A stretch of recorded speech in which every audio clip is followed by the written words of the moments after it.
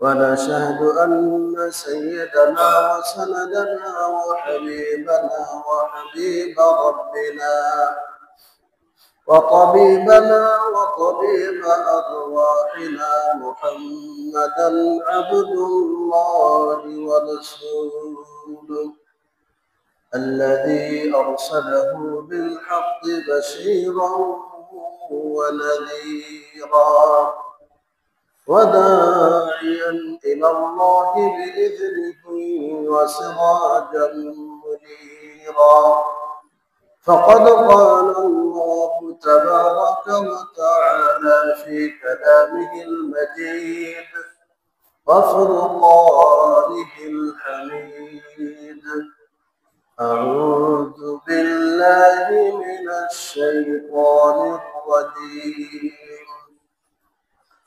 بسم الله الرحمن الرحيم لتجدن أشد الناس عداوة للذين آمنوا اليهود والذين أشركوا وقال رسول الله صلى الله عليه وسلم لا يزني الزاني حين يزني وهو مؤمن ولا يسرق السارق حين يسرق وهو مؤمن أو كما قال النبي صلى الله عليه وسلم সকলে দুরূদ শরীফ পড়ি আল্লাহুম্মা সাল্লি আলা মুহাম্মাদ ওয়া আলা আলি মুহাম্মাদ কামা সাল্লাইতা আলা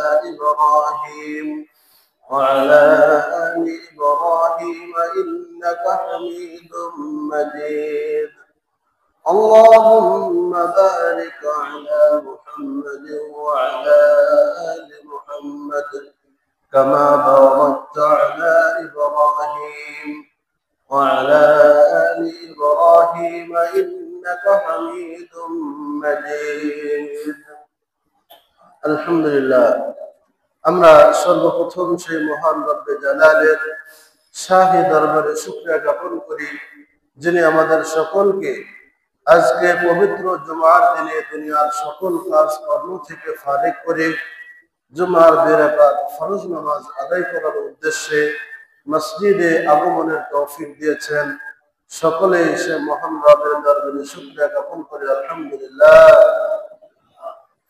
দুরূদ ও সালাম পেশ করি মানবতার মুক্তির দূত জনাবে মুহাম্মদ রাসূলুল্লাহ সাল্লাল্লাহু আলাইহি ওয়াসাল্লামের উপর যাকে আল্লাহ পাক রব্বুল আলামিন এই পৃথিবীতে সকল ধর্মের মানুষকে নিয়ে শান্তিপূর্ণভাবে এই দুনিয়ার বুকে জীবন যাপনের নির্দেশ দিয়েছিলেন সকলে বলি সাল্লাল্লাহু আলাইহি ওয়াসাল্লাম তো আল্লাহ পাক রব্বুল আলামিন এই পৃথিবীকে মানুষের পালনের জন্য সঠিক ধর্ম হিসেবে একটি ধর্ম দিয়েছেন সেই ধর্মটার নাম কি ইসলাম ধর্ম এবং ইসলাম ধর্ম এটা হলো ওহীর মাধ্যমে নাযিল হয়েছে আল্লাহ পাকের পক্ষ থেকে আর পূর্বে অনেক ধর্মকে আল্লাহ তাআলা সাময়িক সময়ের জন্য দিয়েছিলেন যেমন খ্রিস্ট ধর্ম ইহুদি ধর্ম এই ধর্মগুলা ইসলাম আগমনের মধ্য দিয়ে এই ধর্মগুলার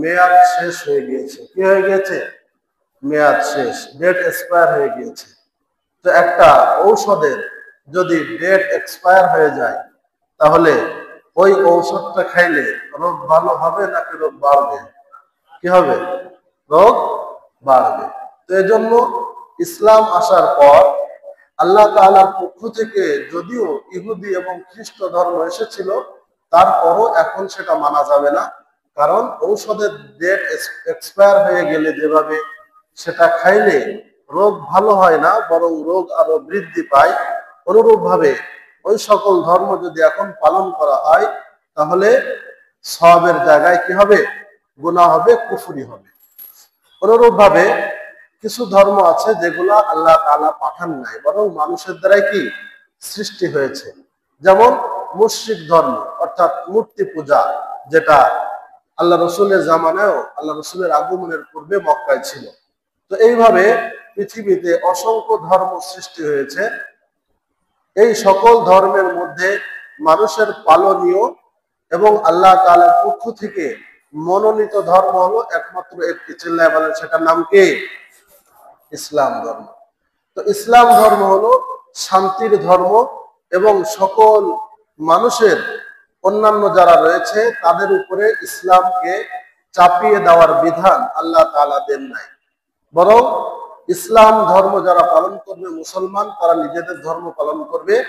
অন্য কারোর উপরে জোর জবরদস্তির মাধ্যমে এই ইসলাম ধর্মকে অন্যের উপরে কি চাপিয়ে দেওয়া যাবে? যাবে না। আল্লাহ তাআলা স্পষ্টভাবে বলেছেন লা ইকরাহা ফিদ্দিন, আই লা ইকরাহা ফিদ দুখুলি ফিদ্দিন, অর্থাৎ দ্বীনে প্রবেশের ক্ষেত্রে, ইসলামের মধ্যে প্রবেশের ক্ষেত্রে কোনো কি নাই? বাধ্যবাধকতা নাই। লাকুম দীনুকুম ওয়ালিয়া দীন, কাফিরুনের যে শেষ আয়াত, এটা হলো এই দুখুলে ইসলামের ক্ষেত্রে, অর্থাৎ ইসলামের মধ্যে প্রবেশের ক্ষেত্রে কোনো কি নাই? বাধ্যবাধকতা নাই। একবার যদি আপনি ইসলাম ধর্মে প্রবেশ করেন, সেটা জন্মসূত্রে হোক বা পরবর্তীতে হোক, এরপর বাধ্যবাধকতা আছে কিনা? আছে। যদি নামাজ 5 ওয়াক্ত না পড়া হয় তাহলে ডান্ডার ব্যবস্থা আছে কিনা? কবরে আছে, হাসরেও আছে। তো আমরা বুঝতে পারলাম যে ইসলাম এটা কারোর উপরে জোর জবরদস্তি ভাবে চাপিয়ে দেওয়া হয় না, কিন্তু ইসলামের মধ্যে প্রবেশ করার পর তার জন্য বিধিবিধান রয়েছে, এগুলা তার অবশ্যই কি করতে হবে? কিছু আবশ্যকীয় বিধান রয়েছে, ফরজ ওয়াজিব, কিছু আছে যে সেটা করলে বেশি সওয়াব হবে, সুনান এবং মুস্তাহাব্বাত যেগুলো রয়েছে এইগুলা। এরপরও বিভিন্ন সময় দেখা যায় যে ইসলামের যারা শত্রু তারা মুসলমানদের মাঝে বিভেদ সৃষ্টি করার জন্য বিভিন্ন সাংগঠনিকভাবে কাজ করে।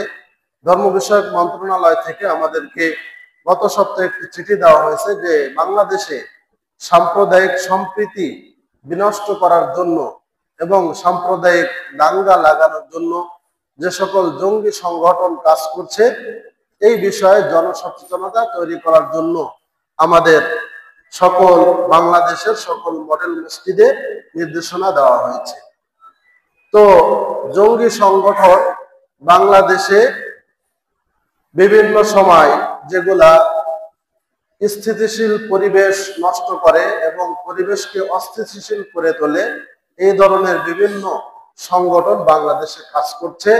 বিধর্মীদেরও বিভিন্ন সংগঠন কি এই বিষয়ে রয়েছে, যারা মুসলমানদের মাঝে পরস্পরে বিভেদ তৈরি করতে চায় এবং মুসলিম মেয়েদেরকে বিভিন্ন প্রলোভন দেখিয়ে তাদেরকে ধর্মান্তরিত করে এই ভারতীয় উপমহাদেশটাকে একটি অখণ্ড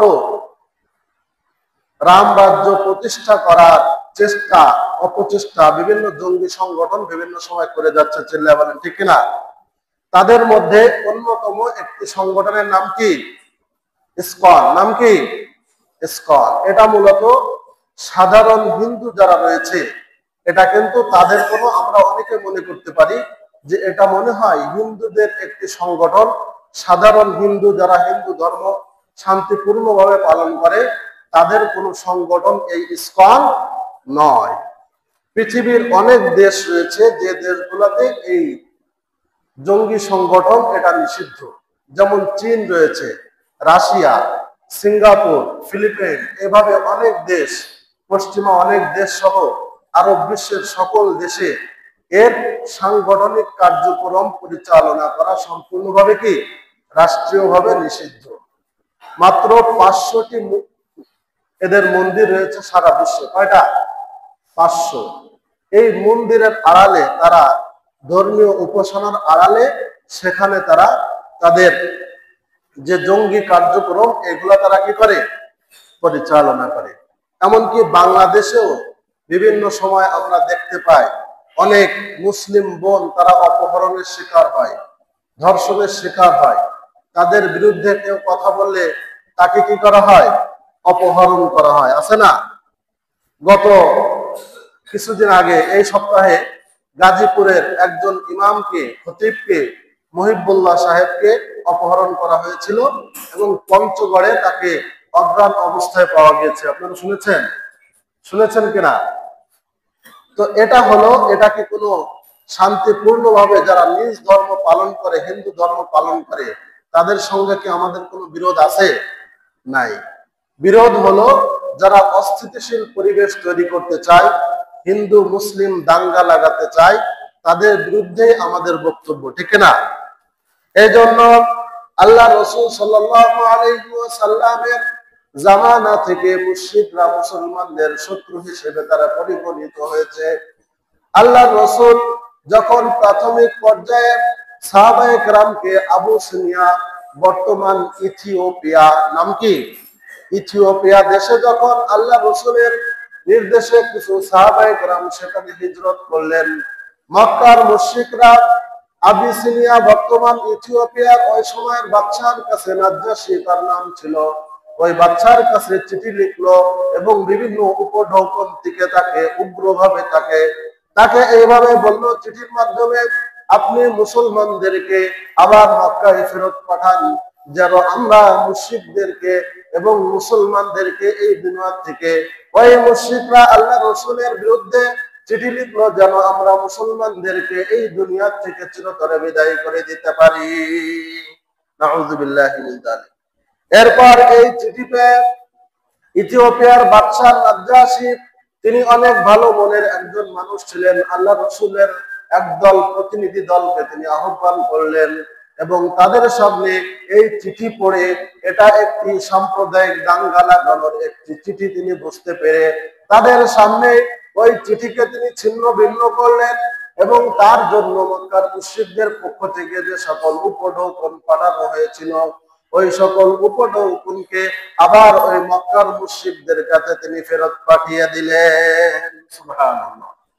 এইভাবে আল্লাহ রসুল যখন হিজরত করে মদিনায় গমন করলেন, মদিনা একটি রাষ্ট্র হিসেবে যখন সারা বিশ্বের সকল জায়গা থেকে স্বীকৃতি আসতে থাকলো, মদিনা সনদ প্রতিষ্ঠা করা হলো।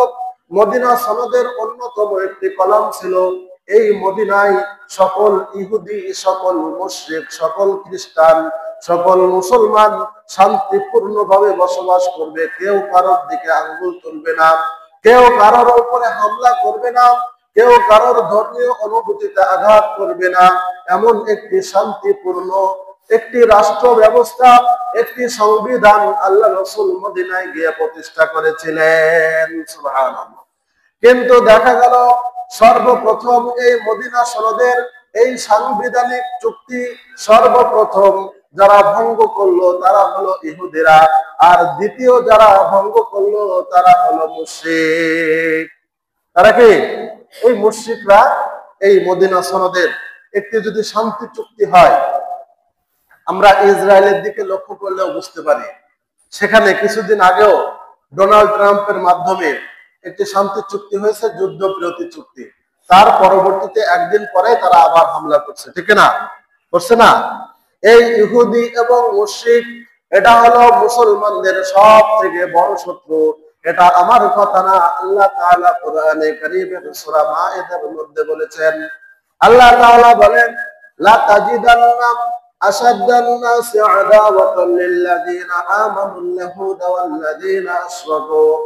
হে রাসূল, আপনি শুনে রাখুন, লা তাজিদান্না, আল্লাহ তাআলা এখানে প্রথমে লাম তাকিদ ব্যবহার করেছেন, শেষে নুন তাকিদ ব্যবহার করেছেন। লা তাজিদান্না, অবশ্যই অবশ্যই আপনি পাবেন, আশাদ্দান নাসি আদাওয়া, শত্রুতার দিক থেকে মানুষের মধ্যে সব থেকে কঠিন শত্রু হিসেবে আপনি পাবেন আল ইয়াহুদ, ইহুদিদেরকে, ওয়াল্লাযীনা আশরাকু, এরপর ইহুদিদের পর 2 নম্বরে আপনি মুশরিকদের সব থেকে বড় শত্রু হিসেবে, মুসলমানদের মধ্যে সব থেকে বড় শত্রু হিসেবে আপনি পাবেন মুশরিকদের। এই মুশরিকরা হলো মুসলমানদের দ্বিতীয় বৃহত্তম শত্রু। কয় নম্বর শত্রু? দ্বিতীয় বৃহত্তম। তো এই সাধারণ যারা মুশরিক রয়েছে, যারা মুসলমানদের দিকে আঙ্গুল তোলে না, বরং নিজেদের হিন্দু ধর্ম, নিজেদের মুশরিক ধর্ম যারা শান্তিপূর্ণভাবে পালন করে, তারা মুসলমানদের শত্রু না, বরং তাদের মধ্যে কিছু উগ্র রয়েছে, কট্টরপন্থী রয়েছে, জঙ্গি সংগঠন রয়েছে। এই সকল সংগঠনের মাধ্যমে কয়েকটা ধাপে তারা কাজ করে। প্রথম ধাপ হলো মুসলমানদের ডিভাইড অ্যান্ড রুল, অর্থাৎ মুসলমানদের মাঝে বিভেদ সৃষ্টি করে দাও, এরপরে তাদেরকে তোমরা শাসন করো। ব্রিটিশদের যে নীতি ছিল ডিভাইড অ্যান্ড রুল, অর্থাৎ তাদের মধ্যে বিভেদ সৃষ্টি করে দিয়ে তারা যখন ছিন্ন ভিন্ন হয়ে যাবে, ছড়িয়ে ছিটিয়ে পড়বে, এরপর তাদেরকে শোষণ করাটা অনেক সহজ হয়ে যাবে, ঠিক না? তো এই জন্য এই সকল সংগঠনের প্রথম কাজ হলো যে মুসলমানদের মাঝে বিভেদ সৃষ্টি করে দাও। এখন মুসলমানদের বিভিন্ন দলাদল আছে কিনা? আছে। আমরা মনের থেকে চাই যে মুসলমানরা এক প্ল্যাটফর্মে আসুক, কিন্তু মনের থেকে যদি এক প্ল্যাটফর্মে না আসে, তাহলে হাজার চেষ্টা করেও তাদেরকে কি এক প্ল্যাটফর্মে আনা সম্ভব? সম্ভব না। আমরা এই সকল চক্রান্তের কারণে, এই সকল জঙ্গি সংগঠনের চক্রান্তের কারণে মুসলমানরা আজকে দ্বিধা বিভক্ত, বিভিন্ন দলে দলে বিভক্ত হয়ে পড়েছে। এরপর তাদের দ্বিতীয় যে টার্গেট, সেটা হলো মুসলিম নারীদের 12 থেকে 30 বছর বয়সের যে নারীরা রয়েছে তারা হলো তাদের দ্বিতীয় টার্গেট।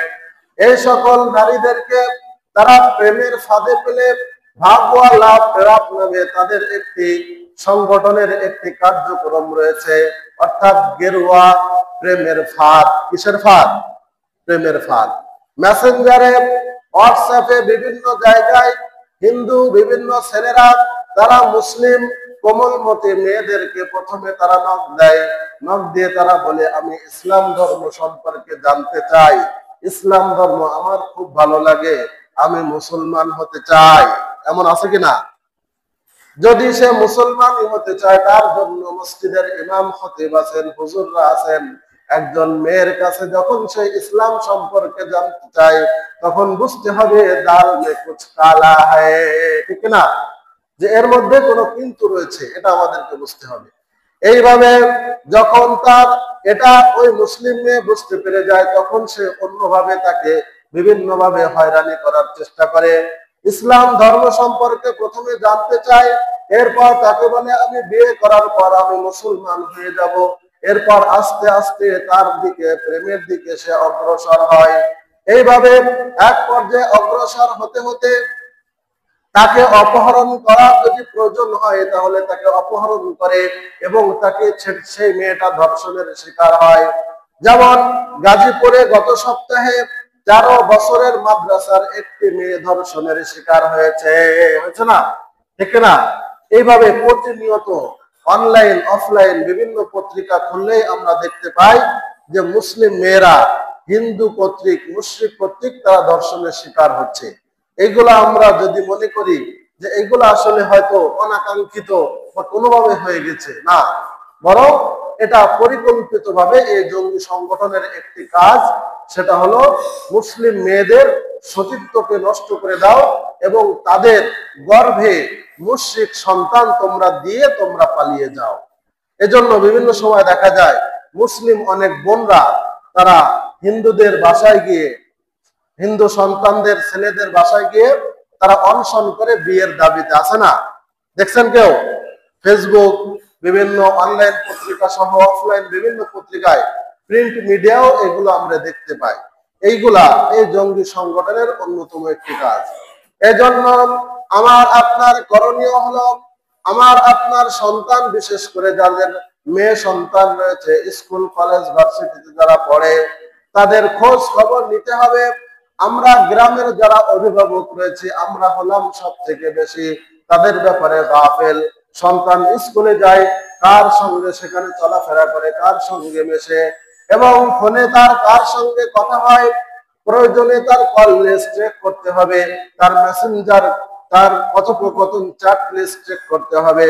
এইভাবে যদি সন্তানদেরকে নখদর করে না রাখা হয়, তাহলে এক সময় এই প্রেমের ফাঁদে ফেলে তাদেরকে ওই যখন তাদের সঙ্গে অনৈতিক কার্যক্রম পরিচালনা করে, এইভাবে পরবর্তীতে ব্ল্যাকমেইল করার জন্য ওইগুলার ভিডিও ধারণ করা হয় এবং সেটা নেটে পাবলিশ করে দেওয়ার হুমকি দিয়ে পরবর্তীতে তার সঙ্গে আবার মেলামেশা করা হয়, ধর্ষণের শিকার হয়। এক পর্যায়ে তাকে কালো জাদুর মাধ্যমে বিভিন্ন দেশে পাচার করা হয়। সরকারি তথ্য মতে গত 1 দশকে বাংলাদেশ থেকে 12 থেকে 30 বছরের 3 থেকে 4 লক্ষ নারী এবং শিশু তারা পাচারের শিকার হয়েছে। কত? 3 লক্ষ মতো। আর গত 30 বছরে 10 লক্ষ, 12 থেকে 30 বছর বয়সের 10 লক্ষ নারী এবং শিশু তারা পাচারের কি হয়েছে? শিকার হয়েছে।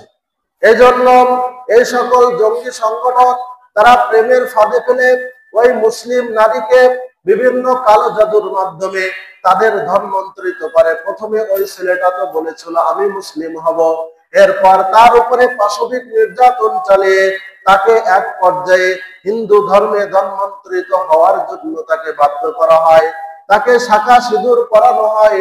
এটা সাধারণ যারা হিন্দু রয়েছে, যারা শান্তিপূর্ণভাবে হিন্দু ধর্ম পালন করে, তাদের কাজ এটা না, বরং এটা হলো ওই জঙ্গি সংগঠনের কাজ।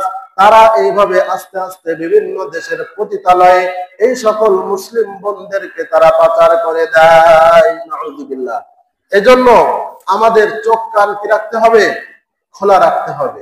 আমাদের বিশেষ করে যারা মেয়ে সন্তান রয়েছে, সে কোথায় যাচ্ছে, কার সঙ্গে মিশতেছে, সে কোনো এক্সট্রা ক্লাসের কথা সে বলতেছে কিনা, প্রাইভেট বা টিউশনি বা অন্যান্য কথা বলে সে বাহিরে অতিরিক্ত সময় সে কাটাচ্ছে কিনা, অনুরূপভাবে স্কুল টাইম শেষ হওয়ার পরও সে বাড়তি সময় বাইরে থাকছে কিনা, এইগুলা আমাদের পিতামাতা দেখার দরকার আছে কিনা।